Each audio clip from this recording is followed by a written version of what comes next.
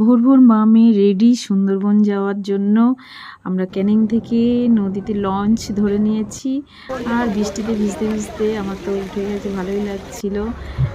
চা দিল, সকাল সকাল সবাই চা খেয়ে আওয়াজ পেলাম, আরে বাঘ মামা এসেছে।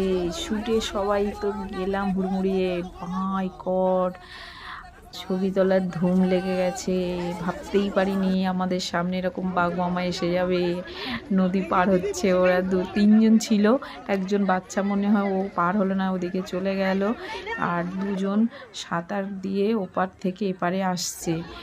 ও মাই গড, আমরা কেউ কল্পনাও করিনি এরকম এক দৃশ্যর সামনে হব। ফার্স্ট টাইম আমরা সুন্দরবনে এসেছিলাম, আর প্রথমেই একদম আমরা বাঘ দেখলাম। 4-4টে বাঘ দেখেছি, কিন্তু পরে আমরা আর একটা বাঘ দেখেছিলাম এরকম চড়ার উপরে দাঁড়িয়ে থাকতে। বাচ্চাটা আসেনি দেখে ও ঘুরে দেখলো, আমাদেরও দেখছে, খাবে পেলে।